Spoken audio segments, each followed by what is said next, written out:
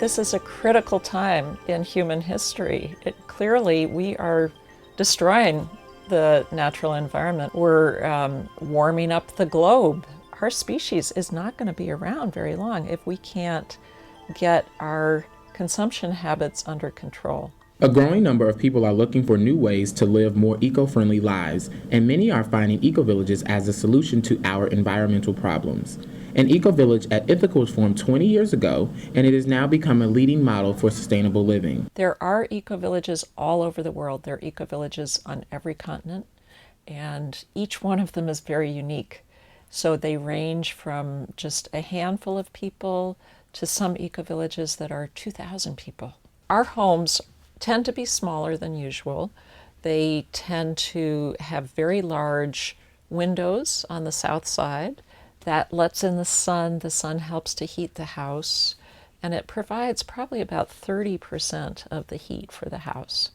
There are increasingly incentives to use renewable energy. In our first neighborhood, we just put in a 50 kilowatt solar system. It's solar electric, which is enough to provide 60% of the electricity for all 30 homes in our neighborhood. There's kind of two aspects to Ecovillage's mission, and one aspect is a combination of conservation and living in a more sustainable way as an experiment in modeling future communities to consume less resources. And then there's the other process of co-housing and intentional neighborliness. An eco-village at Ithaca was selected by the United Nations as one of the best practices for sustainable development. This village will be a focus at an upcoming Environmental International Conference taking place in June 2012 in Rio de Janeiro, Brazil. We have a wonderful grant from the Environmental Protection Agency to educate people, especially developers, architects, planners, and the general public, about how to create these kinds of sustainable communities and looking at best practices. We're planning to eventually build an Ecovillage education center here. Three Roofs Ecovillage, located in West Grove, Pennsylvania, has a similar vision of building an ecologically sustainable neighborhood. This ecovillage is still forming and expects to break ground in June 2012. You need pioneers that build good examples and other people can come out and kick the tires. I kept feeling like something was missing in my life, and it started not so much as environmental sustainability, but as social sustainability, and those two are coupled. With the social sustainability, you can share your resources, you can come together to accomplish so much more, because by sharing resources with my neighbor, I have to consume less. Our remaining challenge really is we need to sell a certain number of the homes in order to break ground. Right now there are 9 families that are committed to living there. As I said, the development will ultimately be 37 families. We need to get to at least 13 families before we break ground on the first phase of the project. Similar to a condo association, residents buy shares of the common property and pay monthly fees for maintaining the buildings and the land. One of the things we don't do is we don't have combined finances. I mean, everybody still has their own individual living space and their own individual finances. We also have a common house. We eat meals together frequently in the evenings. We have special festivals like Spark Fest. It's an annual celebration here at our Ecovillage, and it's a lot of fun. We do it every year in January, and it includes the visual arts. So we ask people in the community, from little kids up to very accomplished artists, to show their photos, their paintings, their drawings.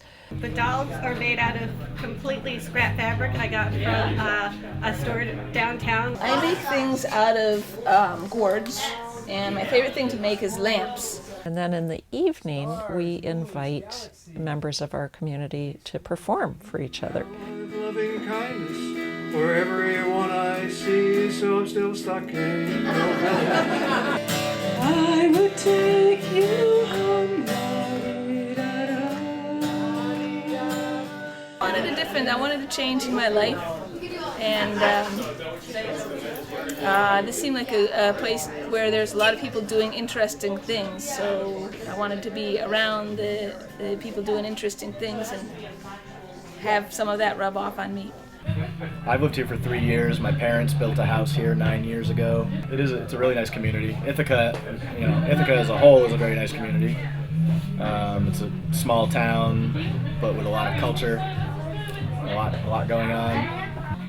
We're originally from the East Coast, but at the time we were living in Southern California. I was working really long hours as an electronics designer, and just not having the right amount of time with my family, the right balance in life. So. Building these communities and learning to live in them is not easy, and Ecovillage at Ithaca works closely with the local town government to develop and maintain the village, and that has served as a great example for the other villages. I think on the town side of the argument was they were afraid that some of our experiments would go off and get too wild, and then we'd be stuck up here with no water or electricity or something like that. So there are certain things that we have to codes that we have to conform to. There are always challenges with any kind of big project. In terms of regulations, it's often hard to get the right zoning for this kind of project. We actually wrote our own zoning code, and it allows us to set aside some land as agricultural, some land as natural areas. In terms of our self-governance, that we come up with our own policies on how to deal with things that invariably come up, such as how the commons house gets used, and people try to work out something that everybody can live with, and that's the consensus process. Diane has been pretty much opposed to the idea of another 20,000. On many levels, it's a huge undertaking. People still need to earn a living, they have families, children to raise, and also a commitment to the development of Ecovillage. It's all about striking a balance, and each person has to find their balancing point. The art of hand sewing very meditative. I actually find it to be exciting to have all these folks from around the country coming here to live.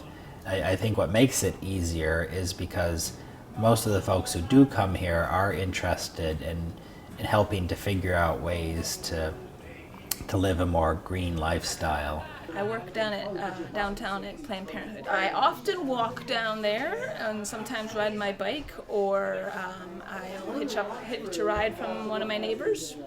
I don't own my own car. I share one. Sometimes I take that. Sometimes I walk to the end of the road and take the bus. One of the most important things we're doing here is creating a culture where we accept differences, and we really try to bridge those differences and understand each other's lives more. The 3 Grooves Ecovillage in Pennsylvania has a similar concern of finding ways to bring people together. So we've tried to design the facilities so that they really promote the maximum amount of cultural diversity. And one of our objectives is to keep the house prices competitive with local market house prices. The Ecovillage movement and the co-housing movement both actually started around the same time in the early 1990s. In this country, there are about 120 co-housing communities. We have 2 of them right here, and we're planning to build a 3rd one. There have been many movements in the last several hundred years of utopian societies and people trying to really strive to live a better life. It's really like creating the old-fashioned neighborhood in a new way. We learn a lot by looking at the past, but we can't go backwards. In today's global society, I mean, we all need our cell phones and our computers. That's part of the evolution of society. But we can be self-reliant when it comes to things like energy and water, to a certain extent food. We are overexploiting to the planet to the point where there really isn't going to be a future for our children unless we start doing something about it. And once you start to understand that, once you understand that as a business person, the decisions you're making every day are really stealing from your children's future, you have to stop and you have to do things differently. We're very excited about our third neighborhood, which is nicknamed Tree. We are planning to build 40 houses and a new common house. It is designed for people of all ability levels to live there. So if somebody's in a wheelchair, they could comfortably live in one of these homes. We are designing many of the houses to a very rigorous green building standard. It's called Passive House. These homes use 90% less energy to heat than a typical home. We're setting aside 90% of the land as open space and only building on a very small part of the land. We decided to move out of our large old Victorian home in Pittsburgh into something much smaller and more energy efficient. And we both were really believe in recycling and gardening and composting and all of that. It seems like an idea whose time has come for our country, and I think it will be increasing. It's a chance to be with our neighbors. It's a chance to have friends without having to drive across a big city. I came from Boston, so I'd have to get stuck in traffic to go visit a friend. I don't find myself isolated. You know, people have grown up and moved away. One doesn't always have one's partner till the end of their life, and although I live alone, I'm not alone.